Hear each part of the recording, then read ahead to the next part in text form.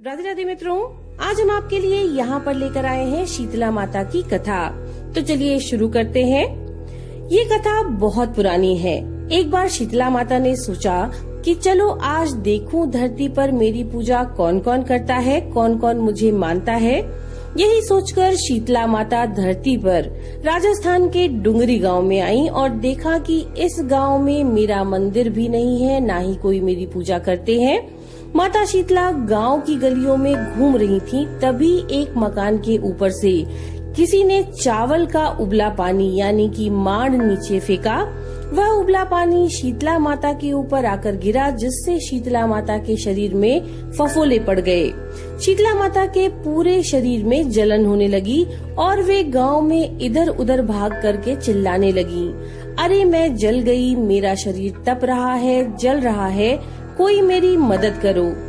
लेकिन उस गांव में किसी ने शीतला माता की मदद नहीं करी। वहीं अपने घर के बाहर एक कुम्हारन बैठी थी। उस कुम्हारन ने देखा कि अरे ये बूढ़ी माई तो बहुत जल गई है, इसके पूरे शरीर में तपन है, इसके पूरे शरीर में फफोले पड़ गए और ये तपन सहन नहीं कर पा रही है। तब उस कुम्हारन ने कहा कि हे माता, तू यहाँ आकर बैठ जा, मैं तेरे शरीर के ऊपर ठंडा पानी डालती हूँ। कुम्हारन ने उस बूढ़ी माई पर खूब सारा ठंडा पानी डाला और बोली कि माँ, मेरे घर में रात की बनी हुई रावड़ी रखी है, थोड़ा सा दही भी रखा है, तू दही रावड़ी खा ले। तब बूढ़ी माई ने ठंडी के आटे की रावड़ी और दही खाई तो उसके शरीर को ठंडक मिली। तब उस कुम्हारन ने कहा, आ माँ बैठ जा, तेरे सर के बाल बिखरे हैं, ला मैं चोटी गूंथ। और कुम्हारन माई की चोटी गूंथने के लिए कंघी लेकर के आई और उनके बालों में कंघी किया।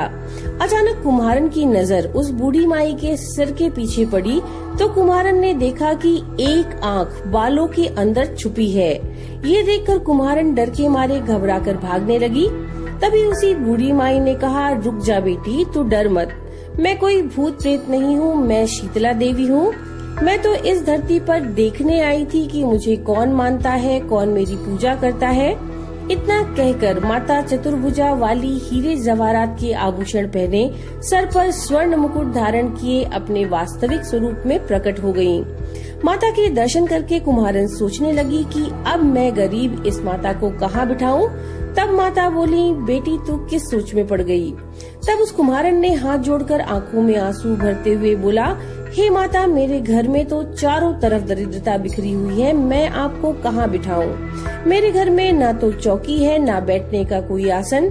तब शीतला माता प्रसन्न होकर उस कुम्हारन के घर पर खड़े हुए गधे पर बैठकर एक हाथ में झाड़ू, दूसरे हाथ में डलिया लेकर उस कुम्हारन के घर की दरिद्रता को झाड़कर डलिये में भरकर फेंक दिया और उस कुम्हारन से कहा कि बेटी, मैं तेरी सच्ची भक्ति से प्रसन्न हुई, अब तुझे जो कुछ भी चाहिए तू वरदान मांग ले। तब कुम्हारन ने हाथ जोड़कर कहा कि माता, मेरी इच्छा है कि आप इसी गांव में स्थापित होकर यहीं रहो और जिस प्रकार आपने मेरे घर की दरिद्रता को अपनी झाड़ू से साफ करके दूर कर दिया, ऐसे ही आपको जो भी होली के बाद की सप्तमी को भक्तिभाव से पूजा कर आपको ठंडा जल, दही व बासी ठंडा भोजन चढ़ाए, उसके घर की दरिद्रता को साफ करना और आपकी पूजा करने वाली नारी जाति का सुहाग अखंड रखना, उसकी गोद हमेशा हरी भरी रखना।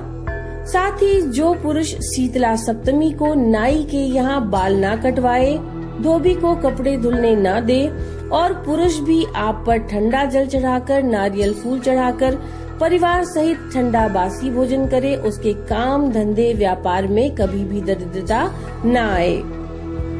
तब माता बोली, तथास्तु बेटी, तूने जो वरदान मांगे मैं सब तुझे देती हूँ।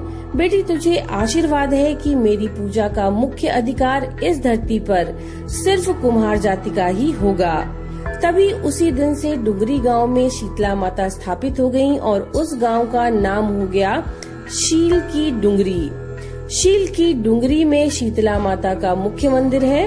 शीतला सप्तमी पर यहाँ बहुत विशाल मेला लगता है और इस कथा को पढ़ने और सुनने से घर की दरिद्रता का नाश होने के साथ ही साथ सभी मनोकामनाएं भी पूरी होती हैं। तो ये थी शीतला माता की कथा। नमो नारायण।